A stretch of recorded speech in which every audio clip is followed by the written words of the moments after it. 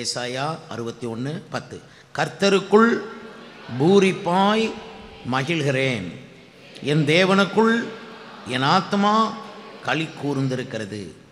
மணவாளன் ஆபரணத்தினால் தன்னை அலங்கரித்துக் கொள்கிறதற்கும் மணவாட்டி தன்னை சிங்காரித்துக் கொள்கிறதற்கும் ஒப்பாக அவர் இரட்சிப்பின் வஸ்திரங்களை எனக்கு உடுத்தி நீதியின் சால்வையை எனக்கு தரித்தார். இந்த கர்த்தருடைய வசனம் உங்கள் எல்லாருக்கும் பயனுள்ளதாக இருப்பதாக. நான் இன்றைக்கு சால்வையை குறித்து பேசப் போகிறேன். வேதம் சால்வையை குறித்து என்ன சொல்லுகிறது? 5 வித சால்வைகளை குறித்து பார்க்க போகிறோம். இப்போது இந்த வசனத்தை நன்றாய் பாருங்கள். நான் கர்த்தருக்குள் பூரிப்பாய் மகிழ்கிறேன். வசனத்தை கவனிங்க. என் தேவனுக்குள் என் ஆத்மா களி கூறுகிறது. மணவாளன் ஆபரணங்களினால் தன்னை அலங்கரித்துக் கொள்கிறதற்கும் மணவாட்டி நகைகளினால் தன்னை அலங்கரித்துக் கொள்கிறதற்கும் ஒப்பாக, அதற்கு ஒப்பாக அவர் இரட்சிப்பின் வஸ்திரங்களை எனக்கு உடுத்தி நீதியின் சால்வையை எனக்கு தரித்தார். நமக்கு இரட்சிப்பின் வஸ்திரம், நீதியின் சால்வை இருந்தாலே போதும். மேற்கூறிய காரியங்கள் நமக்கு தேவையே இல்லை. நமக்கு இரட்சிப்பின் வஸ்திரம்தான் நம்முடைய சந்தோஷம். நாம் கர்த்தருக்குள் பூரிப்பாய் மகிழ்கிறதற்கு காரணமாக இருக்கிறது. எந்த ஒரு உலக பிரகாரமான ஆசீர்வாதங்கள் நம்மை அந்த அளவுக்கு பூரிப்படைய செய்யாது. பொன்னும் பொருளும் வீடும் ஆஸ்தியும் இனமும் ஜனமும் பேரும் புகழும், இதுதான் மக்கள் உலகத்தில் தேடுவது. அது கிடைத்த அத்தனை பேருடைய முகமும் சுருங்கி போனது, கவிழ்ந்து போனது. ஆனால் இரட்சிப்பின் வஸ்திரத்தை உடுத்தி கொண்டவர்கள், நீதியின் சால்வையை தேவனிடத்திலிருந்து பெற்றுக்கொண்டார். அவரே தரிக்கிறார். யாரும் நீங்கள் எடுக்க முடியாது. இரட்சிப்பின் வஸ்திரத்தை அவரே நமக்கு கொடுக்கிறார். அதை கொண்டு அவரையே நம்மை உடுத்து வைக்கிறார். எவ்வளோ பாக்கியம் நமக்கு! தேவனால் உடுத்தப்படுவது எவ்வளவு பெரிய பாக்கியமானது. ஆதாம் ஏவாள் பாவம் செய்த பொழுது தேவன் அவர்களுக்கு உடுத்து வைத்தார். அவர்களுக்கு ஒரு மிருகத்தை பலி செலுத்தி அந்த உடையினால் உடுத்து வைத்தார். அவங்களுக்கு உடை தெரியாது. அவங்களுக்கு தெரிந்த உடையெல்லாம் வெயில் ஏறினா காய்ந்து போகக்கூடிய, சருகாய் போகக்கூடிய உடைதான். இந்த உலகத்தில் இருக்க எல்லாமே அப்படி தான். எல்லாமே எரிந்து அழிந்து போகக்கூடிய காரியம். உனக்கு அவரே உடுத்தினார். அதே போல ஒவ்வொருவருக்கும் மிக கவனமாய் உடுத்தப்பட வேண்டியது இரட்சிப்பின் வஸ்திரம், நீதியின் சால்வை. இந்த இரட்சிப்பின் வஸ்திரம்னா நம்ம ரட்சிக்கப்படும் போது நமக்கு அவர் தருகிறது, நாம் விசுவாசிக்கிறோம், அவ்வளோதான். நம்ம பெருசாக ஒன்றும் செய்யலை, இயேசுவை விசுவாசம். இதில் என்ன கஷ்டம் இருக்குது மக்களுக்கு? இயேசுவை விசுவாசத்தாலே அவர் நமக்கு கர்த்தராகிய இயேசுவை விசுவாசி, அப்பொழுது நீயும் உன் வீட்டாரும் ரட்சிக்கப்படுவீர்கள்னு சொன்னவர். நம்ம விசுவாசத்தை இயேசுவின் மேல் வைக்கணும், விக்கிரகத்தின் மேல் வைக்கக்கூடாது. நம்ம விசுவாசத்தை இயேசுவின் மேல் வைக்கணும், மதங்களின் மேல் வைக்கக்கூடாது. நம்முடைய விசுவாசத்தை இயேசுவின் மேல் வைக்க வேண்டுமே தவிர அன்றாட பழக்க வழக்கங்கள், இது எங்கள் ஊர் வழக்கம், இது எங்களுடைய மூதாதையருடைய வழக்கம், நாங்கள் மூதாதையர்களெல்லாம் இந்த கோயிலுக்கு தான் போயிட்டு வந்தோம், இந்த வழக்கம் எதுவுமே கிடையாது. நீங்கள் இயேசுவை விசுவாசித்தால் போதும், அவரே உங்களை உடுத்து வைக்கிறார். நீ எப்பேற்பட்ட பாவியாக இருந்தாலும் அதை சரி பண்ணி, அதை கழுவி சுத்திகரித்து அப்புறம் அந்த வஸ்திரத்தை நமக்கு அவர் உடுத்துவார். ரட்சிப்பு பெற்றவர்கள் பாக்கியவான்கள். ரட்சிக்கப்பட்ட ஜனமே உனக்கு ஒப்பானவன் யாருன்னு சொல்லக்கூடிய அளவுக்கு இவங்க உயர்ந்தவங்க. அவங்களுக்கு படிப்பை பற்றி பிரச்சனை கிடையாது, பணத்தை பற்றி பிரச்சனை இல்லை, புகழை பற்றி பிரச்சனை இல்லை, சொந்த பந்தங்களை பற்றி பிரச்சனை இல்லை. அவங்க போட்டிருக்கிற வஸ்திரமே அவங்களுக்கு சொந்த பந்தம். அவங்க வஸ்திரமே அவங்களுக்கு ரட்சிப்பின் வஸ்திரம் போட்டிருக்காங்கல்ல, அதுதான் அவங்களுக்கு உறவு, புகழ் எல்லாமே. ரட்சிக்கப்பட்டவனுக்கு ரொம்ப உறவுகளை கொண்டாடிட்டு இருக்க மாட்டான். அவன் ரட்சிப்பை தான் கொண்டாடுவோம். ஞாயிற்றுக்கிழமை எதுக்கு வாரம்? ரட்சிப்பை கொண்டாட வருகிறோம், பாவ மன்னிப்பை கொண்டாட வருகிறோம். கர்த்தர் இயேசு நம்மளை ஏற்றுக்கொண்டார், நமக்கு அந்த வஸ்திரத்தை கொடுத்தார், ரட்சிப்பின் வஸ்திரம். ரட்சிப்பின் வஸ்திரம் பெற்றவர்கள் அந்த வஸ்திரமே அவங்கள காப்பாற்றும், பரிசுத்தமாக காப்பாற்றும், அவங்கள சரியான சபைக்கு கொண்டு போய் சேர்க்கும். உங்கள் புத்தி கொண்டு போய் சேர்க்காது, உங்கள் அறிவு கொண்டு போய் சேர்க்காது, 1000 கேள்வி கேட்கும். ஆனால் ரட்சிப்பின் வஸ்திரம் உங்களை சரியான ஆவிக்குரிய சபையில் கொண்டு சேர்த்துரும். காரணம், நீங்கள் ரட்சிப்பின் வஸ்திரத்தை தேவன் உங்களுக்கு உடுத்தி இருக்கிறார். தேவன் நம்முடைய இந்திய தேசத்தை வேதத்திலே அவர் வைத்திருக்கிறார். கர்த்தருக்கு ஸ்தோத்திரம். ஆனால் இந்த இந்தியாவில் கிறிஸ்தவர்கள் என்று வந்தது அவ்வளவும் ரட்சிக்கப்படாமலே. அவர்களுக்கு ஸ்கூல், காலேஜ், ஆஸ்பத்திரி, அப்போ எல்லாரும் டாக்டர்ஸ், நர்சஸ் அப்படி மாறணும். அது படிப்பு, எல்லா படிப்பும் டாக்டருக்கு படி, நர்ஸுக்கு படி, டீச்சராக படி, கடைசியில் எல்லாம் டீச்சர்ஸாக வந்து ஆனால் ரட்சிக்கப்படாமல் ரட்சிப்பின் வஸ்திரம் இல்லை. டாக்டர்ஸாக வந்து ரட்சிப்பின் வஸ்திரம் இல்லை. இடையே யாராவது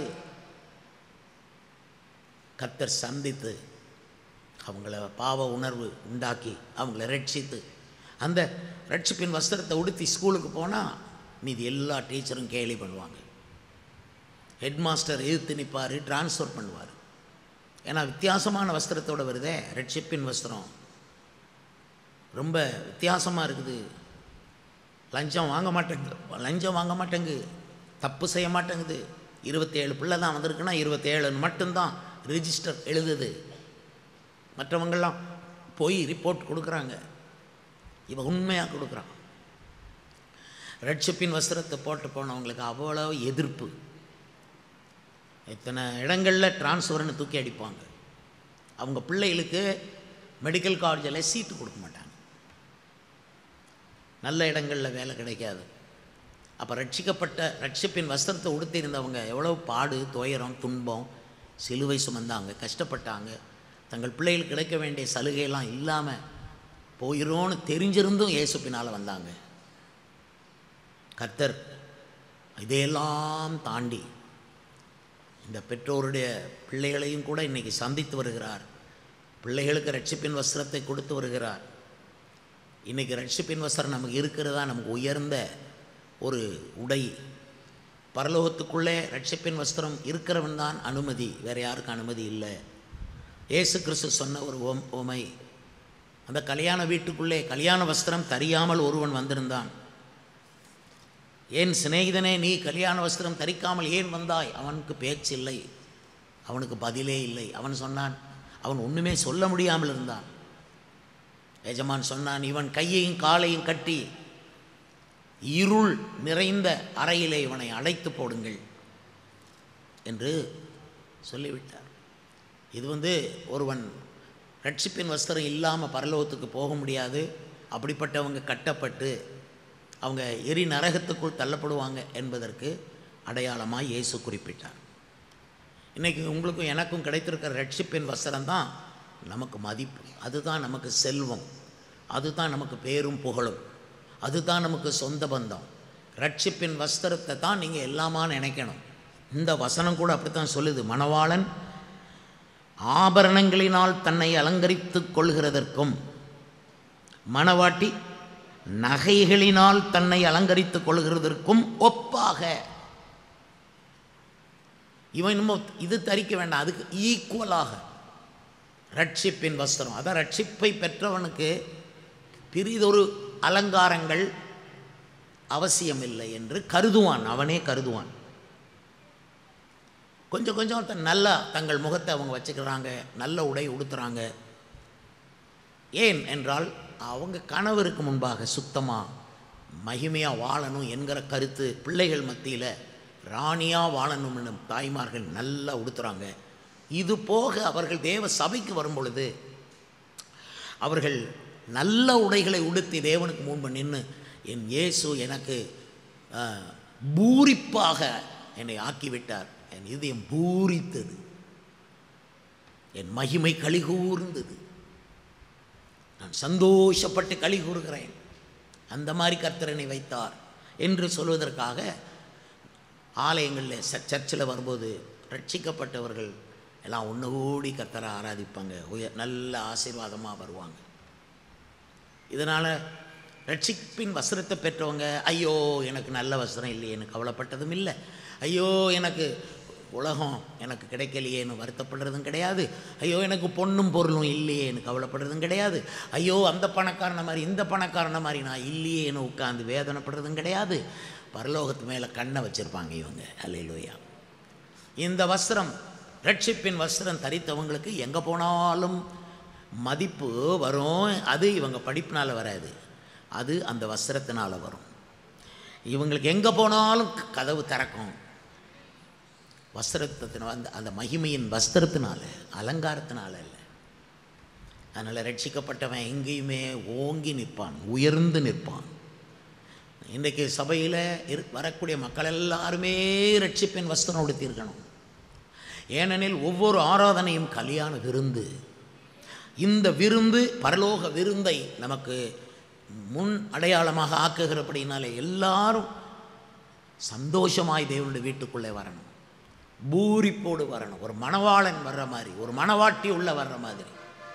அதுக்காக வேண்டிய பரிசுத்த வஸ்திரத்தை, இந்த ரட்சிப்பின் வஸ்திரத்தையே அவர் தந்தார். அதுக்கு ஒப்பா அங்கே ஒருத்தன் நிறைய ஆபரணங்களை அணிந்து போகிறான், அது ஒப்பா எனக்கு ரட்சிப்பின் வஸ்திரத்தை கொடுத்துக்காப்பா, நான் ரட்சிக்கப்பட்டேன். நீ ரட்சிக்கப்பட்டியா? இல்லையே. உனக்கு ரொம்ப படிப்பு இருக்கா? ரட்சிக்கப்படலையே, ஒரு பிரயோஜனம் இல்லையே. எங்களுக்கு படிப்பும் இருக்குது, ரட்சிப்பும் இருக்குது.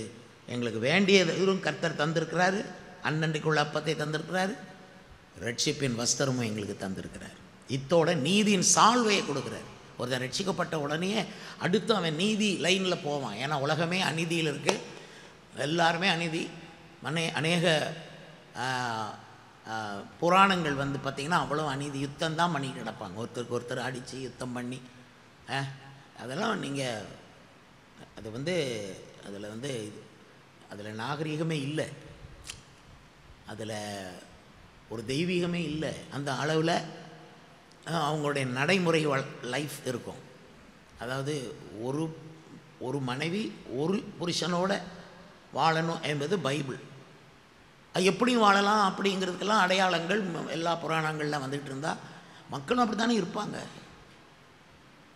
எடுத்த உடனே கொல்ல போகிறோம் ஆட்களை, துஷ்டனை நிற்கிறவன் பண்ணுன்னு கொல்லுன்னா அவன் கொல்லத்தான் நிற்பான்.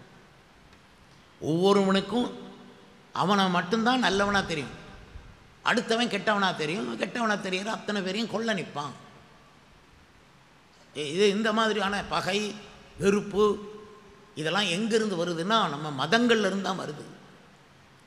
கிறிஸ்தவ பிள்ளைங்க ரட்சிக்கப்பட்டவங்க அப்படி சகிச்சு தியாகம் பண்ணி, எத்தனை ரட்சிப்பின் வஸ்திரம் உடுத்தின மனைவிமார்கள் புருஷனுடைய அடி உதை வழியெல்லாம் தாங்கிட்டு அவங்க அதையும் தாங்கி புருஷனையும் கைவிடாமல், புருஷனை தெய்வத்துக்கு அடுத்த இடத்துல மதித்து உயர்த்தி வச்சு அவங்களுக்காக கண்ணீர் விட்டு ஜெபிச்சு சாப்பிடாமல் மெலிஞ்சி, அதுக்கப்புறம் கணவன் ரட்சிக்கப்பட்டு வந்ததை பார்த்த பிறகு நிம்மதியாக சாப்பிட்டு வர்ற நேரம் சபையில் உபவாசம் பண்ண வச்சு திரும்பவும் உபவாசம் இருந்து பிள்ளைகள்லாம் ரட்சிக்கப்படணும். அப்படிலாம் பண்ண விசுவாசிகள் தான் இன்றைக்கி, அவங்களால தான் சபை வளர்ந்து, உண்மையான சபை வளர்ந்து பெருகி கொண்டு போகிறது. ஒவ்வொரு குடும்ப தலைவனும் நீங்கள் வீட்டில் பிள்ளைகள் படிக்கணுங்கிறத நினைக்கிறத விட, பிள்ளைகளுக்கெல்லாம் வேலை கிடைக்கணும்னு நினைக்கிறத விட, பிள்ளை எல்லாரும் ரட்சிப்பின் வஸ்திரத்தை உடுத்தணும், நீதியின் சால்வையை தரிக்கணும்னு நினைக்கணும்.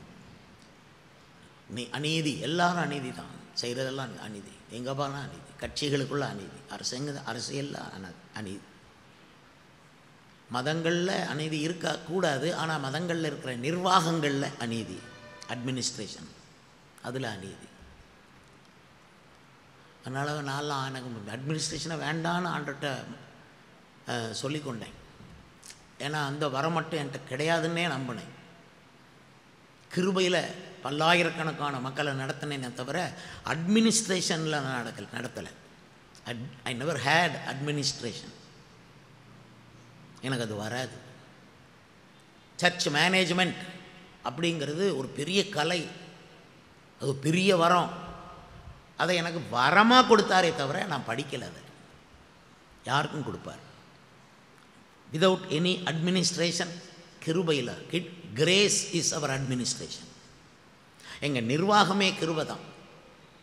ஏன்? ரட்சிப்பின் வஸ்திரத்தை உடுத்தினவன், ரட்சிப்பின் வஸ்திரத்தை உடுத்தி நீதியின் சால்வை. ஒருத்தன் ரட்சிப்பின் வஸ்திரம் உடுத்தின உடனே அவன் சால்வைக்கு தேடுவான். இயேசு கிறிஸ்து ஞானஸ்நானம் எடுக்க போகும்போது யோவான் ஸ்நானகன் சொன்னார், இல்லை நான் உம்மாலே ஞானஸ்நானம் பெற வேண்டியதாக இருக்க, நீ இப்படி வரலாமா? இயேசு சொன்ன வார்த்தை என்ன தெரியுமா? இப்பொழுது இடம் கொடு. இப்படி எல்லாம் நீதியையும் நிறைவேற்றுவது நமக்கு ஏற்றதாக இருக்கிறது. இந்த ஞான ஸ்நானமாகிய நீதியை நானும் நிறைவேற்றணும். நான் தேவ பாலகனாய் தேவகுமாரனாய் வந்திருந்தாலும் நான் ஞானஸ்நானத்தை நிறைவேற்றணும் என்று இயேசு தண்ணீரில் இறங்கி ஞானஸ்நானம் பெற்று கரையேறும்போது தான் வானம் திறந்தது. என்ன பாக்கியம் அது! ஹல்லேலூயா! நீதியின் வானம் அவருக்கு திறக்குது. இனி அவர் கையில் நீதி இருக்கு. இந்த ஸ்திரீயை கல்லெறிந்து கொள்ள நீர் என்ன சொல்லுகிறீர்? இயேசு நீதியை செய்தார். உங்களில் பாவம் இல்லாதவன் முதலில் கல்லெறிய கடவன்னார். போயிட்டான். அந்த கிருபை, அந்த நீதியின் சால்வை எனக்கு வேணும், உங்களுக்கு வேணும், ஒவ்வொரு நீதிபதிக்கும் வேணும். சாலமோன் சொன்னான், நீதிமன்றங்களில் கூட அநியாயம் இருக்குன்னா. கரெக்டு. மனுஷங்க தானே, எவ்வளோ பெரிய நீதிபதியாக இருந்தாலும் மனுஷங்க தானே. மனுஷனை என்றைக்குமே அந்தகார பிசாசுகள் இயக்க முடியும். அதற்கு எந்த மனிதனும் அடிமையாக கூடும். ஆனால் ரட்சிப்பின் வஸ்திரத்தை உடுத்தினவன் மட்டும்தான் பிசாசு இயக்க முடியாத ஒருவன். கர்த்தருக்கு ஸ்தோத்திரம். அவனை ஒன்றும் பண்ண முடியாது, அவனை பிசாசு இயக்க முடியாது. மரணமே வந்தாலும் ஒரு அடி அங்கிட்டு தான் நிற்கணும். தாவீது சொன்னான், மரணத்துக்கும் எனக்கும் ஒரு அடி தூரம் இருந்தது. ஒரு அடிக்கு அங்கிட்டு, ஒரு அடி வரைக்கும் வந்துட்டு நின்றுச்சு. இது இங்கிட்டு வர முடியாதுன்னு சொல்லி. எனக்கு ரட்சிப்பின் வஸ்திரத்தை கொண்டாடி கொண்டு இருக்கிறவன். கரங்களை அசைங்க, அல்லேலூயா சொல்லுங்க. வாய் திறந்து அல்லேலூயா சொல்லிக்கொண்டே இருங்க. அதனால தான் ஞானஸ்நானம் எடுன்னு சொல்கிறோம். ஞானஸ்நானம் எடுக்கலையே, நீ உனக்கு நீ சால்வை இல்லையே. நான் சொல்கிறார், நான் சால்வையை தரிக்கிறேன்றார். இப்படி சொல்லும்போது நான் ஒரு 5 வித சால்வைகளை சொல்ல போகிறேன் இன்றைக்கு வசனத்தின் மூலமாக. நான் கடந்த வாரத்தில் உங்களோடு பேசும்போது எலியாவை பற்றியும் எலிசாவை பற்றியும் பேசிக்கொண்டு வந்தேன்.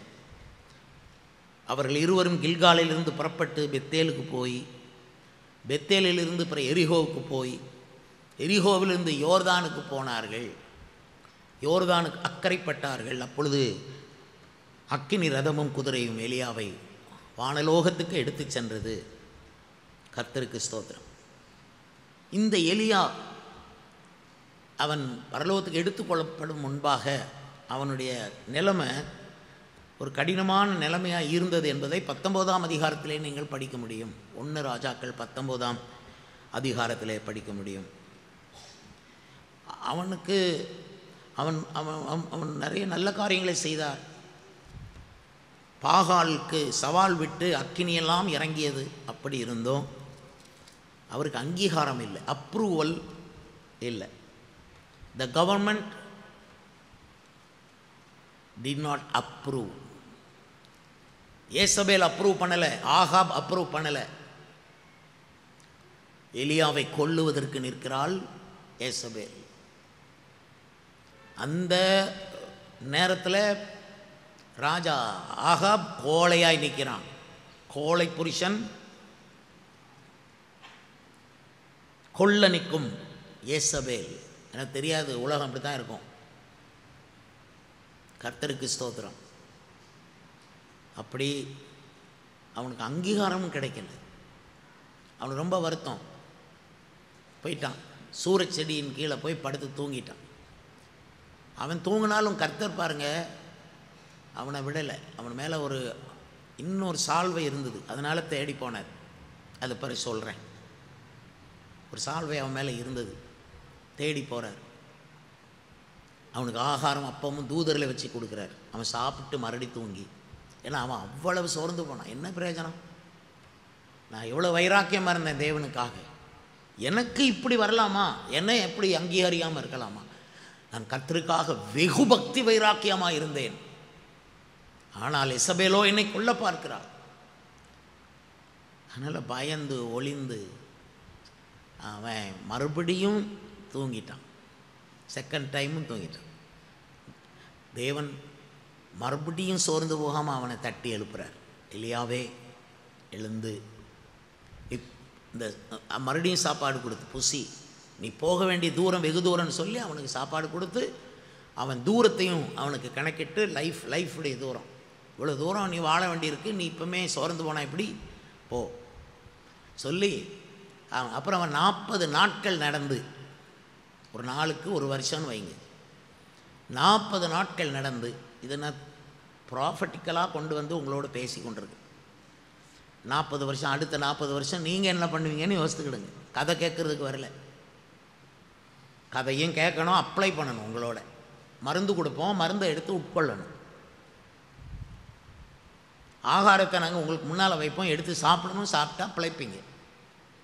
அப்படி ஆக எலியா சோர்ந்து போய் பின்ன அந்த 2வது சாப்பிட போது 40 நாள் நடந்தான். ஆனாலும் அவனுக்கு மனசு கேட்கலை. இன்னும் வெக்கப்படுத்தி போட்டாங்களே சொல்லிட்டு ஒரு கெபிக்குள்ளே போய் ஒளிந்து கொண்டான். அங்கே தான் முதல் சால்வையை நீங்கள் பார்க்கலாம். 19ஆம் அதிகாரம் 13ஆம் வசனத்தை வாசியுங்கள். 1 ராஜாக்கள் 19:13. அதை எலியா கேட்டபோது தன் சால்வையினால் தன் முகத்தை மூடிக்கொண்டு வெளியே வந்து கெபியின் வாசலிலே நின்றான். அப்பொழுது இதோ எலியாவே, இங்கே உனக்கு என்ன காரியம் என்ற சத்தம் அவனுக்கு உண்டாய். அவனுக்கு இவ்வளோ மனசு சங்கடம், வெக்கம். அதனால் ஒரு கெபிக்குள்ளே வாசம் பண்ணான். ஆனால் கர்த்தரை வந்துட்டார், விடலை. ஏன்னா அவன் போட்டிருக்கிற சால்வையே அவனை கர்த்தரை கொண்டு வருது. அவர் வந்துட்டு இருக்கிறார், பெருங்காற்றிலே வர்றார், அக்கினியில் வர்றார். பிறகு அமர்ந்து, இதெல்லாம் உனக்கு விளங்கலை, அமர்ந்த சத்தத்தோடு எலியாவை கூப்பிடும்போது எலியா கெபியின் வாசலுக்கு, கெபி வெளியே வந்தான். வாசலில் நின்றுட்டு தன் சால்வையினால் தன் முகத்தை மூடிக்கொள்கிறான். வெக்கம், என்னால் முடியலை, எனக்கு அங்கீகாரம் இல்லை. சரி, இதே நிலைமை இன்றைக்கு கிறிஸ்தவத்துக்கும் உண்மை கிறிஸ்டியன்ஸுக்கும் இருக்குது. ஏன்னா கொஞ்சம் சிறுபான்மையினராக இருந்தாலும், கொஞ்சம் அதில் இருக்கிற சிறுபான்மையினர் கிறிஸ்டியன்ஸில் இருக்கிற பெரும்பான்மை கிறிஸ்டியன்ஸ் ரட்சிப்பின் வஸ்திரம் இல்லாததுனால லஞ்சம் வாங்குறாங்க, சண்டை போடுறாங்க, கொலை பண்ணுறாங்க, குடிக்கிறாங்க, சண்டையிடுறாங்க, அரசியலில் நிற்கிறாங்க, அரசியலில் பேரை கெடுத்துக்கிடுறாங்க, வீண் வம்புகளில் தலையிடுறாங்க, தப்பாக சம்பாதிக்கிறாங்க, தவறான தராசு அவங்க கையில் இருக்குது, மோசடி பண்ணுறாங்க, பிறருடைய நிலத்தை பிடுங்குறாங்க. இதையெல்லாம் பார்த்தா மற்ற இந்துக்கள் சொல்லுவாங்க, நீ எல்லாம் என்னையா கிறிஸ்டியன் சொல்கிறீங்க, நீங்கள் என்னையா சர்ச்சை கட்டிகிட்டு இருக்கீங்க நீங்கள் சொல்லி உண்மை கிறிஸ்தவங்களாக வாழ்கிறோம் பாருங்கள். ரட்சிப்பின் வஸ்திரத்தை உடுத்தி இருக்கிற நம்ம முகத்துலேயும் ஒரு சால்வையை போட்டு மூடுறாங்க. வெக்கம் என்னும் சால்வையினால் நம்மளை மூடுறாங்க. மணவாட்டி, அதை அப்படி சொல்லணும், மணவாட்டி தன் முகத்தை மூடிக்கொண்டு இருக்கிறாள் இந்தியாவில்.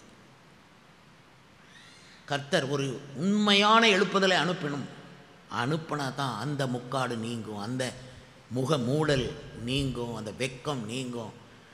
வீட்டில் 10 பேர்னா 10 பேர் ரட்சிக்கப்பட்டு ஞானஸ்நானம் எடுத்து 10 பேரும் பரிசுத்தாவி பெற்று 10 பேரும் ஒரே சபையில் போய் கொண்டு இருந்தால் அந்த சபையில் 10 லட்சம் 20 லட்சம்னு மக்கள் பெறுவானோ. இந்துக்கள் பார்ப்பாங்க, ஐயா அந்த சபைக்கு போங்க ஐயா, எல்லாம் ஒழுக்கமாக இருக்காங்க, நடை உடை பாவனை சிந்தனை பேச்சு படிப்பு சம்பாத்தியம் எல்லாத்துலேயும் ஒழுக்கமாக இருக்காங்க, அதில் டாக்டர்ஸ் நீதியாக மருத்துவம் பண்ணுறாங்க, அதில் வர்ற நீதிபதிகள் சரியான தீர்ப்பு சொல்லி கொண்டிருக்கிறாங்க, எல்லாம் அந்த சபைக்கு போங்கையான்னு சொல்லுவாங்க.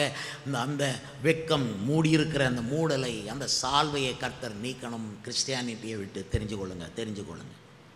உங்கள் தவறுகள் கிறிஸ்தவ மார்க்கத்தையே பாதிக்குது. உங்கள் பேராசை கிறிஸ்தவ மார்க்கத்தை பாதிக்குது. உங்களுடைய பணாசை கிறிஸ்தவ மார்க்கத்தை பாதிக்குது. உங்களுடைய புகழ் ஆசை இயேசுவை அவருடைய மார்க்கத்தை பாதிக்குது. இதில் ரட்சிப்பின் வஸ்திரத்தை உடுத்தினதை நாங்கள் கடந்து கஷ்டப்படுறோம். எங்களை இந்த கிறிஸ்டியன்ஸும் ஏற்றுக்கிற மாட்டாங்களாம், இந்துக்களும் ஏற்றுக்கொள்ள மாட்டாங்க, பிறரும் ஏற்றுக்கொள்ள மாட்டாங்க. அதனால் சில நிறைய கிறிஸ்டியன்ஸை வேதனைப்பட்டு, எதுக்கு பாஸ்டர் நான் அங்கேயே இருந்துக்கிறேனே, எங்கே வேலை கிடைக்கும் அங்கேயே இருந்துக்கிறேன், எங்கே எனக்கு சாப்பாடு கொடுக்க அங்கேயே இருந்துக்கிறேன், எதுக்கு நீங்கள் ரட்சிக்கப்படணுங்கிறீங்க, நீதியின் சால்வை ஞானசானம் எடுங்குங்கிறீங்க, இதெல்லாம் வேண்டாம் பாஸ்டர். என் பிழைப்பு போச்சு, என் சாப்பாடு போச்சு, என் பிள்ளைகளுக்கு வேலை போச்சு, என் பிள்ளைகளுக்கு அவங்க ஸ்கூலில் காலேஜில் அட்மிஷனே கொடுக்க மாட்டான் பாஸ்டர், வரல. என்கிட்ட நேரம் நின்று எத்தனை பேர் இதை சொல்லியிருப்பாங்க, பாஸ்டர் எங்கள் மனசெல்லாம் சர்ச்சில் இருக்குது பாஸ்டர், அவங்க சபையில் மனசில் நாங்கள் இயேசுவை உண்மையாக ஆராதிக்கிறோம், ஆனால் இதுக்காக என்னை இங்கே போட்டு வச்சுருக்காங்க, என் பிள்ளையெல்லாம் கஷ்டப்படுறாங்க, என் பிள்ளைக்கு வேலை கிடைக்காது பாஸ்டர், என் பிள்ளைக்கு நல்ல மாப்பிள்ளையும் கிடைக்க விடாமல் ஆக்கிடுவாங்க, வேண்டாம். ஆனால் வெட்கம் மூடி இருக்குதா, உங்கள் குடும்பத்தின் மேல் வெட்கம் என்னும் சால்வை மூடி இருக்குதா, கர்த்தர் அதை எடுக்கிறதுக்கு தான் இன்றைக்கி இதெல்லாம் பேசிக்கிட்டு இருக்காரு. உங்களே நீங்கள் இதை கேட்குறதுக்கு நீங்கள் வந்தீங்க பார்த்தீங்களா, உங்களை இங்கே கொண்டு வந்தது எது, நீங்கள் போட்டிருக்க ரட்சிப்பின் வஸ்திரம் கர்த்தர் உங்களுக்கு போட்டு விட்டுருக்காரு. சும்மாலாம் வர முடியாது. போதும் நீங்கள் டிவி முன்னாலேயே உட்காந்து நீங்கள் பிரசங்கத்தை கேட்டு உங்களுக்கு திருப்பி வந்துடும். அது இன்னும் கடைசி காலத்தில் அப்படி தான் இருக்குது. ஆனால் பஸ் ஏறி அல்லது வாகனத்திலோடு நீங்கள் புறப்பட்டு காலை ஆராதனைக்கு வந்து இந்த தேவ சபையில், இந்த ஆவிக்குரிய சபையில் ஆவிக்குரிய ஊழியக்காரங்களுக்கு மண்ணால் உட்கார்ந்து தேவனுடைய வார்த்தையை டைரக்டாக கேட்குறீங்க. இங்கே உங்களை கொண்டு வந்ததே நீங்கள் உடுத்தி இருக்கிற, நீங்கள் உங்களுக்கு தேவனுடுத்தின ரட்சிப்பின் வஸ்திரம், உங்கள் மேலே போட்டிருக்கிற நீதியின் சால்வை, இது இருக்கும்போது வெட்கம் என்னும் சால்வையை கர்த்தர் உடவே மாட்டார். ஒரு அடி வரைக்கும் வரலாம், அதுக்கு மேலே உங்களை ஒன்றும் பண்ண முடியாது. கர்த்தருக்கு ஸ்தோத்திரம் உண்டாவதாக.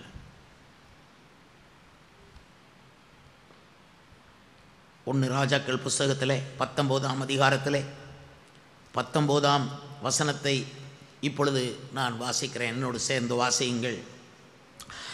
அப்படியே அவன் அவ்விடம் விட்டு புறப்பட்டு போய் 12 ஏர் பூட்டி உழுத சாப்பாத்தின் குமாரனாகிய எலிசாவை கண்டான்.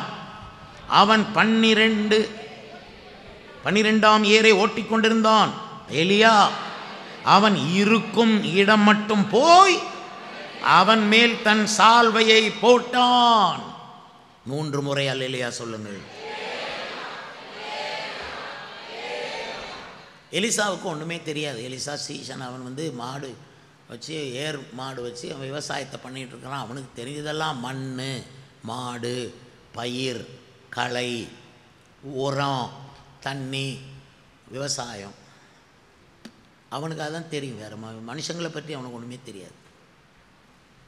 அவன் வேலையை அவன் கரெக்டாக செய்துட்டுருக்கிறான். 12ஆம் ஏரை உழுது கொண்டு இருக்கிறான். அங்கேயும் அவனுக்கு முதல் ஏரை கொடுக்கல, வேலை செய்கிற இடத்துலையும் அவனை கடைசியில் தான் போட்டாங்க. ஆனாலும் கடைசியில் போட்டான் என்ன, நான் வேலையில் உண்மையாக இருந்தான். இதுக்கு முந்தி எலியா தீர்க்கதரிசியை பார்த்து கர்த்தர் சொன்னார், உன் ஸ்தானத்தில் சாப்பாத்தின் குமாரனாகிய எலிசாவை நீ தீர்க்கதரிசி அபிஷேகம் பண்ணு அப்படின்னு சொல்லிட்டார். அதனால் எலியா இப்போ தேடி வர்றார். தேடி வந்து சாதா விவசாயம் பண்ணி 12ஆம் ஏர் உழுது கொண்டிருந்த எலிசா இருக்கும் இடம் மட்டும் போய், அதாவது தேடி கிட்ட போய் தன் மேல் இருந்த சால்வை அவன் மேல் போட்டான். போட்ட உடனே என்ன நடந்தது, அப்பொழுது அவன் மாடுகளை விட்டு எலியாவின் பிறகே ஓடி, அது அப்புறம் அவன் செஞ்ச முதல் வேலை என்ன, சால்வை மேலே வந்த உடனே அவன் அந்த வேலையை அப்படியே விட்டுட்டான். விவசாய வேலையை அப்படியே விட்டான். அவனை ஏறு மாடுகளை அப்படியே விட்டான். விட்டு எலியாவின் பின்னால் நடக்கலை. என்ன செய்தான் அவன், ஓடினான். சும்மா நடந்து தள்ளாடிக்கிட்டு எப்படிலாம் இல்லை, ஓடணும். இந்த 2வது சால்வைக்கு என்ன பேர் தெரியுமா, அழைப்பின் சால்வை. தேவன் அழைக்கும் போது ஒரு சால்வையை மேலே போட்டு அழைக்கிறார். ரட்சிப்பு அது உடையா வருது, நீதி சால்வையாக வருது. இந்த சால்வையை கொண்டு போய் எலிசா மேலே தூக்கி போட உடனே அவன் விட்டான். நீ விட்டுட்டு வான்னு கூட சொல்லலை, எல்லாத்தையும் விட்டு எலியா பின்னால், யார்கிட்ட சால்வை இருக்கோ அவன் பின்னால். இன்னைக்கு எங்கள் எல்லாருக்கும் நான் சொல்கிறேன், அந்த தெய்வீகம் இல்லாத, தேவனுடைய சால்வை இல்லாத, அந்த அழைப்பு பெறாத ஊழியக்காரங்க பின்னால் நீங்கள் போய், அல்லது எப்படி தெரியல, ரொம்ப வேதனைப்படுவீங்க. ஏன்னா அவங்களுக்கு முழுசும் தெரியாது. பைபிளுடைய முழுசு, தெய்வீகத்தின் முழுமை, தெய்வீகத்தின் பரிபூரணம், அதே போல் மக்கள், ஒவ்வொரு மனிதனுடைய பரிபூரணம், life full, A to Z total. அதே போல் பைபிள் உபதேசங்களுடைய முழுமை, இதெல்லாம் தெரியாதவங்க, சால்வை இல்லாதவங்க கையில் மாட்டக்கூடாது. நீங்கள் குருப்பட்டம் படித்த உடனே நம்ம மேலே ஒரு சால்வை போடுவாங்க. நான் அந்த சால்வையை பேசலை, படித்து சம்பாதிச்சு கல்வியினால் அந்த சால்வையை சம்பாதிக்கிறத நான் சொல்லலை. கர்த்தரை நம்பி விசுவாசித்து பரிசுத்தாய் பெற்ற அந்த அபிஷேகத்தினால் இறங்குகிற ஒரு தெய்வீக சாயல், ஒரு தெய்வீக சால்வை. அந்த சால்வை விழுந்தது என்னால் சும்மா இருக்க முடியல. அதுக்கப்புறம் நீங்கள் என்னை சும்மா ஒரு ஓரமாக உட்கார வைக்க முடியாது. 56 வருஷம் ஒருவரை என்னை உட்கார வைக்க முடியாது. சும்மா வேலை வேலை வேலை. ஏன்னா சால்வை மேலே இருக்கு. அழைப்பின் சத்தத்தை கேட்டேன். இன்னைக்கு அதே வார்த்தையை உங்களுக்கு சொல்கிறேன். இங்கே வந்திருக்கிற ஆண்கள், பெண்கள், பிரதர், சிஸ்டர், ஒருவேளை இன்னைக்கு தான் இந்த ஆலயத்துக்குள்ளே நீ வந்திருக்கலாம். ஆனால் உன் மேல் இருக்கிற ரட்சிப்பின் வஸ்திரம் உன்னை இங்கே கொண்டு வந்து சேர்த்ததுனால கர்த்தர் உன்னிடத்தில் நீ இருக்கிற இடம் மட்டும் தேடி வந்து தன்னுடைய ஊழிய அழைப்பின் சால்வை உண்மையில போடுறாரு. நீ எந்த பொசிஷனில் இருந்தாலும் சரி அங்கே வருவார். ஹல்லேலூயா. இறங்கி வந்து அந்த சால்வை உண்மையில் போட்டு, வா என் வேலையை செய். இனி பேச்சு இல்லை, மறு பேச்சு இல்லை, உட்கார்ந்து யோசிக்க நேரம் இல்லை. எலிசா எலியாவின் பின்னால் ஓடினான், பேதுரு இயேசுவின் பின்னால் நடந்தான், மறு பேச்சு இல்லை.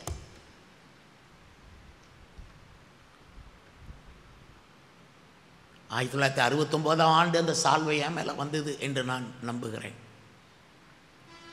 அப்பொழுது நான் ஆலயத்தில் என்ற சபையில் முன்னால் முழங்கால் படியிட்ட போது என்னுடைய பாஸ்டர் கேசி ஆண்ட்ரூஸ், அந்த ஐயா உடைய கைகள் என்னுடைய வலது கரத்தை என் தோளில் அப்படி போட்டு, தோல் ஃபுல்லாக அவருடைய கையின் பாரத்தை இப்பவும் நான் ஃபீல் பண்ணுவேன். எப்பமெல்லாம் ஊழியத்தில் இரத்த கண்ணீர் வடிக்கிற வேதனைகள் எனக்கு வந்ததோ அப்பமெல்லாம் என் தோளில் ஒரு பாரம், ஒரு கையினுடைய வெயிட் நான் பார்த்துருக்கிறேன். அவர் தோளில் என் தோளில் கையை போட்டு நிற்கிறாரு. நான் முழங்காலில் நின்று கதறி அழுதுகிட்டு நிற்கிறேன். அந்த சபையில் என்னை அழுகிற பையன்னு பேர் வச்சாங்க. சத்தம் போட்டு அழுது கொண்டு இருக்கும்போது தான் அந்த சால்வை எனக்கு கொடுக்கப்பட்டது. என் மேலே சால்வை போடப்பட்டது. அந்த சால்வை எனக்கு வந்த உடனே தெருக்களில் பிரசங்கம் பண்ணினேன். சுவிசேஷம் பிரசங்கம் பண்ணுறது தான் என்னுடைய உணவாக கருதினேன். சாப்பாட்டுக்கு எங்கேயும் நான் நிற்கலை. ஈவன் கான்ஃபரன்ஸுக்கு போனால் எல்லா பாஸ்டரும் க்யூவில் நிற்பாங்க. நான் க்யூவில் போய் நிற்கணும்னு நினைக்க மாட்டேன். சொல்லுவாங்க, பாஸ்டர் க்யூவில் நின்று வாங்கலைன்னா உங்களுக்கு கிடைக்காது, முடிஞ்சால் முடியட்டும், எனக்கு அதை விட நீங்கள் அறியாத ஒரு போஜனம் எனக்கு இருக்குங்கிற மாதிரி இருந்தேன். காரணம் சால்வை. உங்கள் மேலே அந்த சால்வை வந்திருக்குது. இனி நீ சும்மா இருக்கக்கூடாது. நீ எந்த வேலையில் இருந்தாலும் நீ என்னுடைய ஊழியத்தை செய். என்னுடைய ஆடுகளை மேய்ப்பாயாக, என் ஆட்டுக்குட்டிகளை மேய்ப்பாயாக, என் ரட்சிப்பின் சுவிசேஷத்தை எங்கும் சொல்வாயாக. உடையில்லாமல் இருக்கிறார்கள், ரட்சிப்பின் உடையில்லாமல் இருக்கிறவர்களுக்கு நீ உடையை தரிப்பித்து கொண்டு வருவாயாக. சால்வை இல்லாமல் இருக்கிறவர்களுக்கு நீதியின் சால்வையை அவர்கள் மேல் போட்டு கொண்டு வருவாயாக. இதனால் கர்த்தர் நம்ம எல்லார் மேலேயும் அந்த சால்வை காலையில் போடுறார் நம்புகிறேன். நீங்கள் வந்து அமர்ந்திருக்கிற இடம் அவருடைய இடம், அவருடைய இடம், அவருடைய இடம், அவருடைய இடம். மீட்பரே ரட்சகரே, மீட்பரே ரட்சகரே, மீட்பரே ரட்சகரே, மீட்பரே ரட்சகரே. அவர் வந்திருக்கிறார் நம்முடைய மத்தியிலே, சால்வையை போடுகிறார். அன்னையிலிருந்து நான் ஓய்வு இல்லாமல், நான் ஓய்வை நினைக்கல. சின்ன வயசு, எனக்கு ஓய்வும் தேவைப்படலை. தூங்கணும், நைட்டு வரும். ஆனால் அதில் இப்போ பாதி ஜபத்தில் போயிடும். தூக்கத்தில் ஆசைப்படலை. நான் ஒரு பாய் எப்பவும் வச்சுருப்பேன், குட்டி பாய். அதை விரிப்பேன், பைபிள் அதில் வைப்பேன், முழங்காலில் நிற்பேன். சாப்பாட்டு டைம் எல்லாம் போயிடும். இது உண்மையான சால்வை, உண்மையான அழைப்பு. உங்கள் ஒவ்வொருத்தரையுமே ஆண்டவர் அழைக்கிறார். வா, பரிசுத்தத்துக்குன்னு நான் உன்னை அழைக்கிறேன். பரிசுத்தமாக நட, பரிசுத்தமாய் வாழ உனக்கு நான் பலன் தர்றேன். வா, உன்னை நான் சந்தோஷமாக வச்சுக்கிடுவேன். வா, என்னிடத்தில் வருகிற ஒருவனையும் புறம்பே தள்ள மாட்டேன். வா. அவர் கொடுக்குற அழைப்பு இருக்குது. பரிசுத்தமாக வாழ அழைப்பு, இயேசுக்கு ஊழியம் செய்ய அழைப்பு, சுவிசேஷத்தை பிரசங்கம் பண்ண அழைப்பு. அதுக்கப்புறம் தான் ஆண்டவர் என்னை தெருக்களில் அனுப்பி பிரசங்கத்துக்கு என்னை பழக்கினார். நான் பிரசங்கம் பழகினதே தெருக்களில் தான். தூத்துக்குடியிலையும் சரி, மற்ற ஊர்கள்லையும் சரி, தெருக்களில், மதுரை வட்டாரங்கள், தெரு பிரசங்கத்தில் தான் நான் பிரசங்கியார என் வாய் திறந்தது. தடுமாற்றமின்றி பேசுகிறேன் என்றால் அதற்கு மெயின் ரீசன் தெருக்களில் இயேசுவுக்காக நான் நடந்ததுனால தான். கோயிலே உட்கார்ந்துருக்கவங்களுக்கு என்ன எப்படி தெரியும்? இயேசு மக்களிடையே போனார், நடந்தார், நன்மை செய்கிறவராய் சுற்றி திரிந்தார், குஷ்டரோகியை தேடி போனார். நீ தேடிவான்னு சொல்லலை, தேடி போனார். அப்படி ஒரு ஊழியம் வேணும், அப்படி ஒரு சபை வேணுங்கிறதுக்காகத்தான் திரும்ப சால்வை நம்ம மேலே வருது. ஆண்டவர் அதையும் தாண்டி சொல்கிறார், உன்னை தொடுகிறவன் கண்மணியை தொடுகிறான்னு. அந்த அளவுக்கு பிசாசுக்கு தைரியம் கிடையாது. தோற்று போனவன், இயேசுவின் இரத்தத்தால் முறியடிக்கப்பட்டவன், சமாதானத்தின் தேவன், அந்த சாத்தானை நம் எல்லாருடைய காலின் கீழே மிதித்து போட வச்சிருக்கிறவர். அவனுக்கு அந்த அளவு தைரியம்லாம் கிடையாது. நீங்கள் இடம் கொடுக்குறீங்க, அவ்வளோதான் பிரச்சனை. Is not such bold person. Try பண்ணுவான் அவன், நீ தான் விழுவீங்க. இயேசுவை பார்த்து சொன்னான், இங்கிருந்து தாழ குதியும். ட்ரை பண்ணுறது தான். நம்ம குதிச்சிடுறோம்.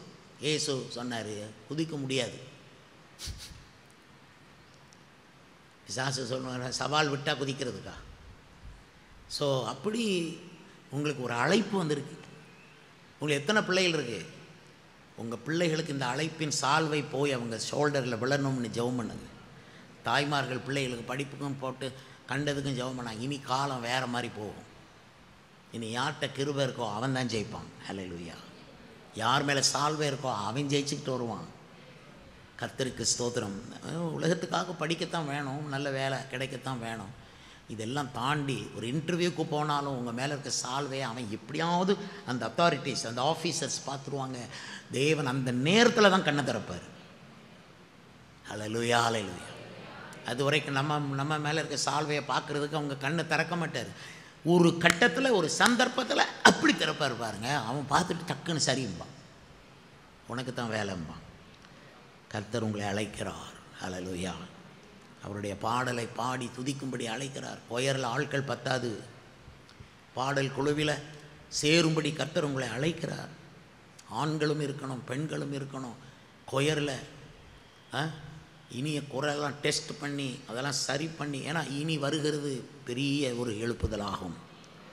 இனி நிறைய பேர் ஓடி வருவார்கள். கர்த்தருடைய பர்வதம், கர்த்தருடைய ஆலயமாகிய பர்வதம் கொடுமுடியிலே ஸ்தாபிக்கப்படும். அதானா இன்னைக்கு வரைக்கும் நம்புகிற வார்த்தை. கொடுமுடியிலே ஸ்தாபிக்கப்படும். திருநெல்வேலியில் ஜாதிகள் எல்லாரும் அதற்கு ஓடி வருவார்கள். எல்லா ஜாதிகளும் ஓடி வருவார்கள். ஒரு ஜாதிக்கு ஒரு கோயில்னு வைக்கிறது இயேசு கிறிஸ்துவனுடைய ஒருமைப்பாட்டை அழிக்கிறதாகும். இயேசு ஜெபம் பண்ணார், அவர்கள் ஒன்றாக இருக்கும்படி, ஒருமைப்பாட்டில் அவர்கள் தேறினவர்களாக இருக்கும்படி இதை நான் சொன்னேன் அப்படின்ட்டு. யோவான் 17ஆம் அதிகாரத்தில் ஒருமைப்பாடு. அந்த ஒருமைப்பாட்டை கெடுக்கிற இன வெறி, இவைகள் எதற்கும் நாம் இடமளிக்கக்கூடாது. கர்த்தருக்கு ஸ்தோத்திரம். ஆக நம் மேலே இருந்த வெட்கம் என்னும் முகத்திலே மூடக்கூடிய வாழ்க்கை. சில பேருடைய முகம் மூட, எனக்கு அது இல்லை இது இல்லை, நான் என்ன பாஸ்டர் நிமிர்ந்து வாழ முடியும், முகத்தை மூடித்தான் வாழ முடியும். வெட்கம், அதெல்லாம் கர்த்தர் நீக்கி போடுவார். அல்லேலூயா, அல்லேலூயா, அல்லேலூயா. உங்களுக்கு ஒரு ஸ்பெஷல் அழைப்பு, புது அழைப்பு கொடுக்குறார். நியூ காலிங் கொடுக்குறார். New fresh calling. நீ ரொம்ப கஷ்டப்பட்ட, ஓகே அதெல்லாம் எனக்கு தெரியும், பழைய கதையெல்லாம் என்கிட்ட போகணும்னு சொல்ல வேண்டாம், நிறுத்து, உன்னை நான் புது சால்வையை போட்டு கூப்பிட்றேன்னு கூப்பிட்றாரு. அல்லேலூயா. வா, நான் உன்னை உபயோகிக்கிறேன்னு சொல்கிறேன். நிறைய பேர் ஊழியம் செய்வாங்க, எல்லாரும் செய்யலாம் ஊழியம். ஆனால் கர்த்தர் யாரை பயன்படுத்துகிறாரு, that makes the difference. எல்லோரும் சொல்லுவாங்க, நான் பாடுறேன், நான் பிரசங்கம் பண்ணுறேன், நான் ஜெபம் பண்ணுறேன், நான் ஊழியம் செய்கிறேன், நான் ஆத்மாக்களை சந்திக்கிறேன். ஓகே, இதெல்லாம் செய்யுங்க. கர்த்தர் உங்களை யூஸ் பண்ணுறாரா? உங்களை உண்மையாக கர்த்தர் அழைத்திருந்தா இனி அவரே உங்களை யூஸ் பண்ணுவார், உபயோகிப்பார். இப்போ நான்லாம் படிச்சுட்டு வந்து இங்கே ஊழியம் செய்யலை, அவர் என்னை யூஸ் பண்ணுறார். எல்லோரும் படிப்பை தான் நானும் படித்தேன். எல்லோரும் 3 வருஷம் பைபிள் காலேஜ், நானும் 3 வருஷம் தான் படித்தேன். எல்லார் கையிலும் இதே பைபிள் தான் இருக்குது. ஆனால் அது இல்லை, அது எல்லாவற்றுக்கும் விசேஷமான சால்வை உங்கள் எல்லார் மேலும் இன்றைக்கி வருது. இதே மாதிரி வேறு எதையும் பற்றி நீ கவலையே படாத. ஒரு புது அழைப்பை கர்த்தர் உனக்கு காட்டுகிறார்.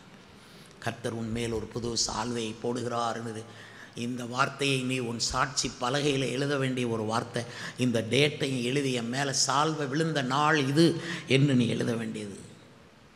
3வது ஒரு சால்வையை குறித்து சொல்ல போகிறேன். தானியேல் 3:21, 1 சாமுவேல் 24:5 இந்த 2 வசனங்களை வாசித்து பார்த்தீங்கன்னா, சவுல், அபிஷேகம் பண்ணப்பட்ட சவுல் இஸ்ரவேலின் முதல் ராஜா. நீங்கள் எடுக்க வேண்டாம், கேளுங்க, நான் அப்புறம் விளக்க சொல்கிறேன்.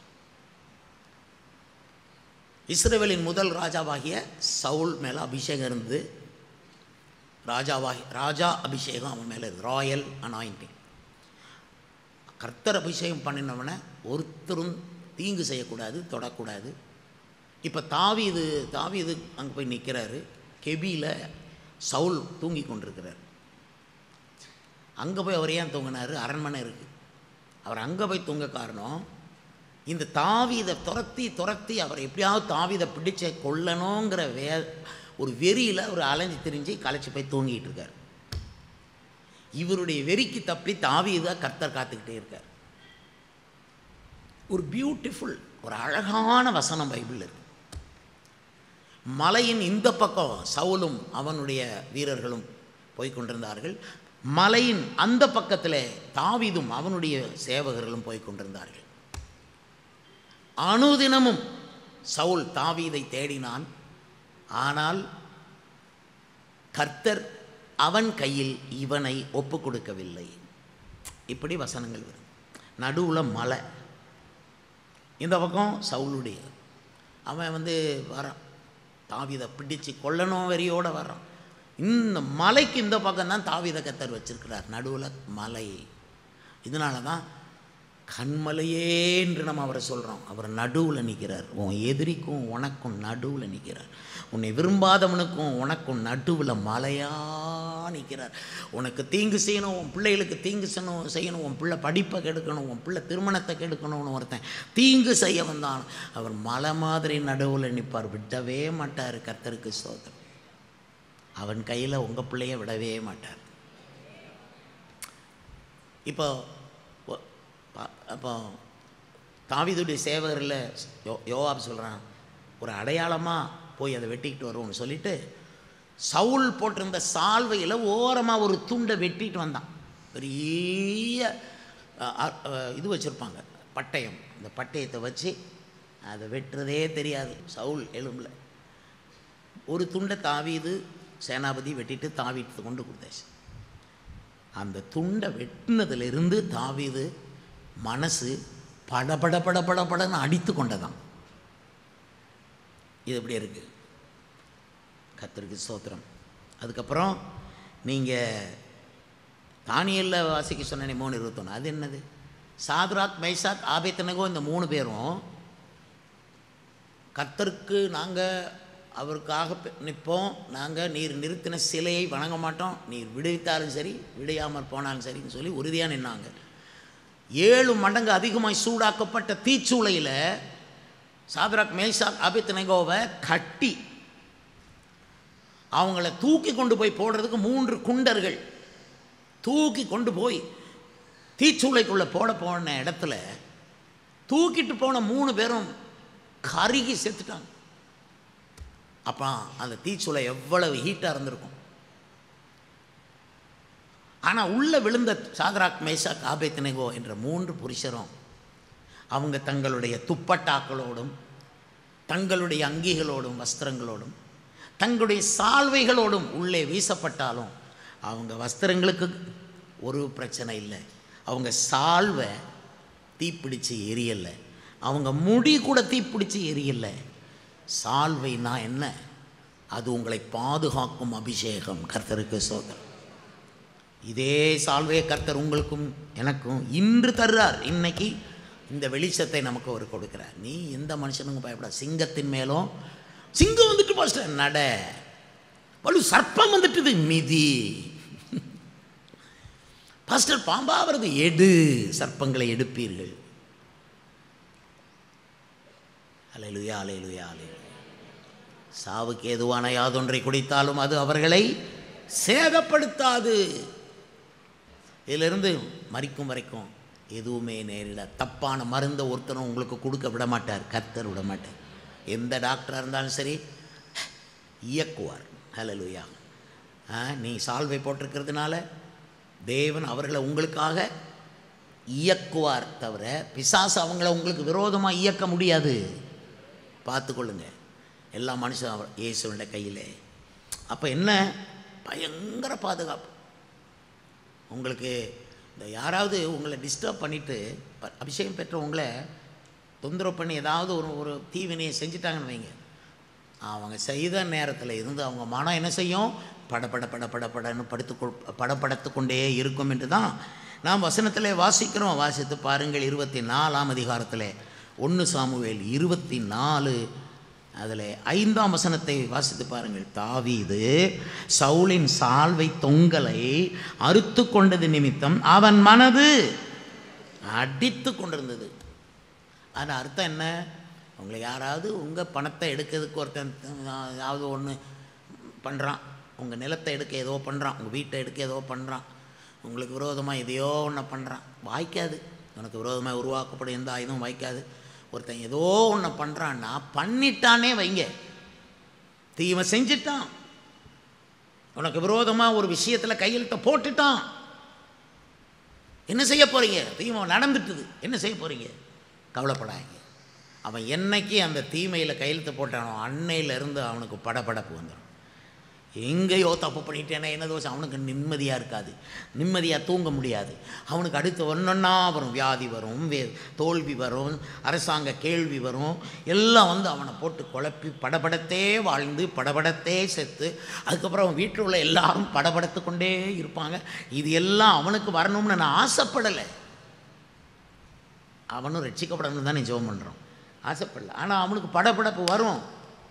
நாங்கள் ஊழியக்காரங்க, எங்களை ஒரு வார்த்தை தப்பாக பேசிட்டு எத்தனை பேர் படபடத்து இன்னைக்கு வரைக்கும் வாழ்கிறாங்கன்னு திருநெல்வேலியில் உங்களுக்கு தெரியுமா? லைஃபே படபடப்பு லைஃபு. கர்த்தர் அபிஷேகம் பண்ணின ஒருத்தனுக்கு தீங்கு செய்துட்டு எவருமே தப்பி போக முடியாது. நீங்கள் சொல்ல, நான் தாவீது அல்லவா, நான் வந்து அபிஷேகம் பெற்றவன் அல்லவா, நான் ஆடெல்லாம் மேய்ச்சேனே, அப்பமெல்லாம் கர்த்தர் எனக்கு மேய்ப்பராக இருந்தாரே, நான் எவ்வளோ சங்கீதக்காரன்னு பேரெல்லாம் வாங்கியிருக்கிறேன், எனக்கு ஏன் படபடப்பு வருது? வரும். ஒரு விசுவாசி இன்னொரு விசுவாசிக்கு ஏதாச்சும் துரோகம் பண்ணினீங்க, ஏதாச்சும் கேவலமாக பேசுனீங்க, பேச மாட்டீங்க, தெரியும், பேச மாட்டீங்க, பார்ப்பீங்க.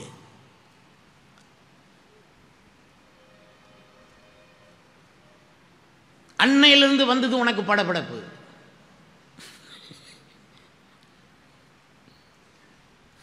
காய்மா காரமாக பார்த்தாலும் படபடப்பு வரும். என்ன நான் பார்ப்பேன், இந்த ஆட்கள் படப்படுத்து அங்கங்கே பார்க்குறதெல்லாம் தரிசித்து பிரசங்கம் பண்ணிக்கிட்டே இருப்பேன். இன்னும் சில பேர் பணத்தை வீட்டில் வச்சுட்டு வாங்கவா வேண்டாமா, வாங்கவா வேண்டாமா, வாங்கவா வேண்டாமா, அந்த இடத்த வாங்கவா வேண்டாமா, அந்த வீட்டை வாங்கவா வேண்டாமா, அந்த பொருளை வாங்கவா வேண்டாமா. ரெண்டு விதமாக யோசிக்கிற இருவழி சந்தையில் இருக்க. போய் வாங்கு, வலது பக்கத்தில் உன் வலையை போடுன்னு சொல்லிட்டார் கர்த்தர்.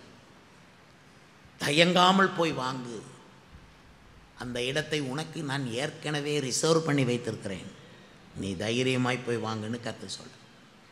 எல்லா வாலிபர்களும் இதை பற்றி யோசித்தேன். காலையில் ஜெபிக்கும்போது சின்ன பிள்ளைகளாக இருக்கும்போது கதை சொல்லுவாங்க தானே. ஒரு திராட்சை பழம் கொத்தாக காய்ச்சிருந்தது, ஒரு நரி வந்தது, குச்சி பார்த்துச்சு, எட்டலை, எனக்கு எட்டாத பழமெல்லாம் புளிச்ச பழம்ன்ட்டு சொல்லிட்டு ஊரெல்லாம் பரப்பி விட்டுருச்சு. உனக்கு எட்டலை, அதுக்காக பழமெல்லாம் திராட்சை பழமெல்லாம் புளிப்புன்னு ஊரெல்லாம் பரப்பி விட்டியே. திருநெல்வேலி விசுவாசியே, பாளையங்கோட்டை விசுவாசியே, உனக்கு எட்டலை.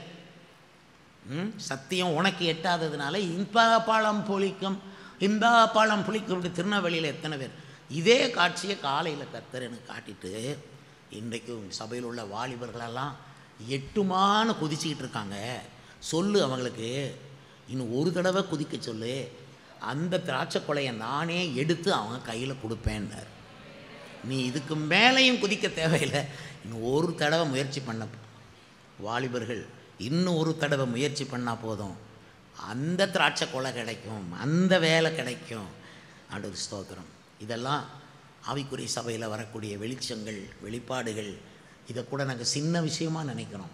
பெரிய விஷயமாக நினைக்கிறது எங்களுக்கு இருக்கிற ரட்சிப்பின் அந்த வஸ்திரம், நீதியின் சால்வை இருந்தால் போதும், உன்னை ஒருவனும் ஒன்றும் தீங்கு செய்ய முடியாது. தூக்கி சூளையில் போட்டாலும் சால்வையே உன்னை காப்பாற்றும். கல்யாணம் கட்டி கொடுத்து யார் கையில் போனாலும் சூளையை போல கடினமான வாழ்க்கை இருந்தாலும் கர்த்தர் இந்த சால்வை மேலே இருக்கிறதுனால காப்பாற்றுவார். சால்வையை பெற்றுக்கொள்ளுங்க. மூணாவது சால்வையை பற்றி போட்டிருக்கு. நான் உங்களுக்கு 3 முக்கிய நல்ல சால்வைகளை சொன்னேன். முதலாவது வெட்கம் என்னும் சால்வை, அது நமக்கு வேண்டாம், அதை எடுத்துட்டார். முதலாவது அவர் நமக்கு கொடுக்கிறது அழைப்பு என்னும் சால்வை. இரண்டாவது அவர் நமக்கு கொடுக்கிறது பாதுகாப்பு என்னும் சால்வை. மூன்றாவது அவர் கொடுக்கிறது வல்லமை என்னும் சால்வை. என்ன சால்வை? வல்லமை. 2 ராஜாக்கள் 2ஆம் அதிகாரத்தில் எலியாவும் எலிசாவும் யோர்தான் கரையில் வந்து நிற்கிறாங்க. யோர்தான் பிரவாகித்து பாய்ந்து கொண்டிருக்கிறது. அப்பொழுது எலியா தன்மேல் இருந்த சால்வையை எடுத்து அதை முறுக்கி தண்ணீரில் ஓங்கி அவன் அடித்தான். தண்ணீர் 2 பக்கமும் பிரிந்தது. அவர்கள் 2 பேருமே உலர்ந்த தரையில் நடக்கிற பிள்ளைகளைப் போல நடந்து அக்கறைப்பட்டார்கள். இது வல்லமையின் சால்வை. லைஃப்பில் எப்போவுமே நீங்கள் யோர்தானை பார்க்கலாம். மாதம் யோர்தான் முன்னுக்கு நிற்கும். மாதம் இன்னொரு ஆள்கிட்ட ஜபக்குறிப்பு எழுதி தூரத்தில் யார்கிட்டையா ஜபம் பண்ணுங்க கேட்க முடியாது. வாரம் உங்கள் கையிலேயே உங்கள் மேலேயே அபிஷேக வல்லமை என்கிற சால்வை இருந்தால் அந்த சால்வையை முறுக்கிறதுக்கு உபவாசம் பண்ணணும். அல்லேலூயா சொல்லுங்கள். எதுக்கு முறுக்கணும்? சால்வையை முறுக்கிற மாதிரி தான் உபவாசம். அப்போல்லாம் வயிறெல்லாம் இப்படியே முறுக்கிற மாதிரியெல்லாம் நாங்கள்லாம் ஃபீல் பண்ணுவோம் ஃபாஸ்டிங் பண்ணும்போது. அப்போ தான் இட்லியுடைய வாசனை அவ்வளவு கேட்கும். அதோடைய சாம்பாருடைய வாசனை ஒரு காலம் இல்லாத வரைக்கும் அப்படி வந்து நிற்கும். அதுக்கு மேலேயும் நீங்கள் புரோட்டாவை நினச்சிங்கன்னா எழும்பி போயிடுவீங்க, உபவாசத்தில் இருக்க மாட்டீங்க. அவ்வளவு தூரம் சோதனை வரும், வயிறெல்லாம் பிடிச்சி நிலமோ பண்ணும். ஆனால் 2 பாட்டு தான் அதெல்லாம் அமர்ந்துடும். கர்த்தருக்கு ஸ்தோத்திரம். ஏன்னா 2 பாட்டிலேயே கர்த்தர் சொல்லிடுவார், ஏப்பா இந்த மாதிரி ஆராதிக்கிறாங்கப்பா, இறையாதே அமைதலாக இரு. வயிறும் இறையாது. சிலருக்கு உள்ளுக்கு எருமை மாடு சத்தம் போடும், புலி சத்தம் போடும். அதெல்லாம் ஒன்றும் இல்லை. எனக்கெல்லாம் குடலை ஆண்டவர் எப்படி தான் அமைதி தூங்கு தூங்கு தூங்கு தூங்கு தூங்கு குடலே தூங்குன்னு தூங்க போட்டுருவார். மனுஷன் அப்படி நின்று 8 மணி நேரம் 9 மணி நேரம்லாம் நின்றுருக்கேன் ஃபாஸ்டிங் ப்ரேயர்களை நடத்த, இரவு ஜபங்களை நடத்த. கர்த்தர் அந்த கிருபையை இன்னும் வச்சுருக்கார். அந்த சால்வை நித்தியமானது. உங்கள் மேலே இருக்க சால்வை நித்தியமானது, பவர்ஃபுல் சால்வை. உங்கள் எல்லாருடைய லைஃபுக்கும் சின்ன தடைகள், பெரிய தடைகள், சின்ன யோர்தான்கள், பெரிய யோர்தான்கள், அத்தனையும் தாண்டி நீங்கள் இங்கே தேவ சபைக்கு வர்றீங்க. அத்தனையும் தாண்டி வாழ்க்கையில் வெற்றி பெறணுமானா உங்கள் மேலே இருக்கிற வல்லமை நீங்கள் சொல்லாமலே வேலை செய்யும். நீங்கள் என்ன முறுக்கி அடிக்க சொல்லியிருக்கேன், இப்படி சால்வை எடுக்கவா, அங்கே இருக்காது. அது பரிசுத்த ஆவியினுடைய வல்லமை. நீங்கள் உங்கள் வயிற்றை தான் முறுக்குவீங்க, உபவாசம் பண்ணி ஜெபிப்பீங்க. நான் ரொம்ப அந்த உபவாசம் பண்ணும்போது தாங்க ரொம்ப வல்லமையை பார்ப்பேன், ரொம்ப வெளிப்பாடுகளை பார்ப்பேன். உபவாசங்கள் ரொம்ப அவசியம். இப்பொழுது நம்ம எழுந்து நின்று ஒரு 5 நிமிஷம், அதுக்கப்புறம் நம்ம கிளம்பி போக போகிறோம். ரட்சிப்பின் வஸ்திரம், நீதியின் சால்வை, இதை மட்டும் விட்டுறாதீங்க. இந்த சால்வையே உங்களை தீச்சூளைக்குள்ளே போனாலும் காப்பாற்றும். யாராவது உங்களுக்கு டிஸ்டர்ப் பண்ணுறாங்களா சொல்லுங்கள். உங்களை ஜெபிக்க விடாமல், ஆலயத்துக்கு போக விடாமல், சபைக்கு போக விடாமல் டிஸ்டர்பன்ஸ் இருக்கா? முறுக்குங்க. அல்லேலூயா. முறுக்கி தண்ணீரை அடித்தார்களா என்ன? யோர்தான் கூட கேட்டுச்சு. உடனே பிரிஞ்சு அங்கிட்டு இங்கிட்டு போயிட்டு, கர்த்தர் உனக்கு பாதையை ஏற்படுத்துகிறார். அல்லேலூயா, அல்லேலூயா. நாங்கள் இத்தனை வருஷம் வந்தது சொந்த பலத்தில், படிப்பில், அறிவில் கிடையாது. அபிஷேகத்தில் தான் முன்னுக்கு வந்திருக்கிறோம். ஒவ்வொரு உபவாச கூட்டத்திலையும் நாங்கள் பாடி துதித்து ஜெபித்து ஒவ்வொரு ஆராதனையிலையும் அந்த ஆவியானவர் கொடுக்குற பலத்தை பெறுவோம். அன்னன்னைக்கு ஆவியானவர் புதுசு புதுசாக கொடுப்பார். நேற்று கொடுத்தது வேறையாக இருக்கும், இன்னைக்கு கொடுக்கறது வேறையாக இருக்கும். நேற்று தானே ஜெபம் பண்ணேன், இன்னைக்கு எதுக்கு அப்படி யோசிக்காங்க. நேற்று வேற, இன்னைக்கு வேற, நாளைக்கு ஜெபிச்சிங்கன்னா இன்னும் வேற. பலத்தின் மேல் பலமடைந்து சீயோனிலே தேவ சந்நிதியில் வந்து காணப்படுவார். சகோதரனே, நான் சொல்கிறேன், எந்த தகராறு, எந்த பிரச்சனையும் உன்னை தொட முடியாத அளவுக்கு ஒரு அடிக்கு அந்த பக்கம் நின்றுரும். இது தேவனுடைய வார்த்தை. யாராவது உங்களுக்கு அப்படியே இடைஞ்சல் பண்ணிட்டாலும் அவன் 5 வருஷம் 10 வருஷம் படபடத்து தான் வாழ்வான். அவன் மனது அவனை அடித்து கொண்டே இருக்கும். நீ கவலைப்படாத, கர்த்தரை நம்பு, பரிசுத்தாவியை நம்பு. உன் மேல் இருக்கிற சால்வையை தொலைச்சிடாத. சால்வையை பிடுங்கும்படி வருவாங்க, விட்டுறாத. உன் ரட்சிப்பின் வஸ்திரத்தை எப்பொழுதுமே பிடித்துக்கொள். கர்த்தர் ஸ்தோத்திரம். வேற அலங்காரம் நமக்கு பெருசு கிடையாது. ஆமென். பிடித்துக்கோ. கர்த்தருக்குள்ள நிரம்புங்க. ஆமென். மணவாளன் ஆபரணங்களை தரிப்பது போல, மணவாட்டி நகைகளினால் தங்களை அலங்கரிப்பது போல, நான் உனக்கு ரட்சிப்பின் வஸ்திரத்தை உனக்கு கொடுக்கிறேன்றாரு. இதுதான் பிரதர் உங்களுக்கு ஆபரணங்கள். கையை தட்டி துதிங்க, வாயை திறந்து அபிஷேகத்தினால் நிரம்பி அந்நிய பாஷைகளை பேசுங்க. இது தேவனுடைய நேரம். இது கர்த்தர் உங்களை ஆசீர்வதிக்கிற நேரம்.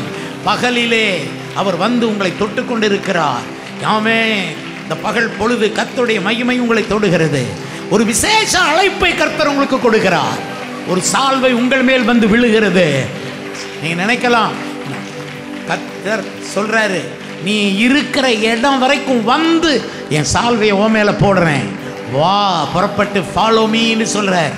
எழும்பி கர்த்தருக்காக புறப்படுகிறவர்கள் கரம் தட்டி கர்த்தரை துதிக்கலாம். இயேசுவின் அழைப்பை நாங்கள் பெற்றுக்கொண்டவர்கள் சொல்லி கர்த்தரை துதிக்கலாம். இந்த ஆராதனைக்கு வந்தவர்கள் பாக்கியவான்கள். உங்களையும் உங்களுடைய பிள்ளைகளையும் காப்பாற்றுவார். உங்கள் சரீரத்துக்கு நல்ல சுகத்தை கொடுப்பார். உங்களை கீழாக்காமல் மேலாக்குவார். ஆமென். உங்களை பகலுக்குரியவர்களாய் வைப்பார். நீங்கள் இரவுக்கும் இருளுக்கும் உள்ளானவர்களாய் இருக்க மாட்டீர்கள், பகலுக்குரியவர்களாய் இருப்பீர்கள். நீங்கள் ஜெயித்து போவீர்கள். பலத்தினாலும் அல்ல, பராக்கிரமத்தினாலும் அல்ல, தேவ ஆவினால் ஜெயித்து ஜெயித்து ஜெயித்து நீங்கள் முன்னால் போய்கொண்டே இருப்பீர்கள். புது பலனை பெற்றுக்கொள்வீர். புது பலனை பெற்றுக்கொள்வீர். புது பலனை பெற்றுக்கொள்ளுங்க ஐயா. புது பலனை பெற்றுக்கொள்ளுங்க. நீங்க பெறுகிற சுகம் இன்னும் பல ஆண்டுகளை உங்களுக்கு அள்ளி தந்து கொண்டே இருக்கிறது. இயேசுவே வந்திருக்கிறார் நம்முடைய மத்தியிலே. அவரே உலாவிக் கொண்டிருக்கிறார் நம்முடைய மத்தியிலே. என் முகத்தை பார்க்கிறார், உங்கள் முகத்தை பார்க்கிறார். உங்கள் தோள்களிலே தம்முடைய கரத்தை அவரே வைக்கிறார். நன்றி பிதாவே, நன்றி பிதாவே, நன்றி பிதாவே, நன்றி பிதாவே.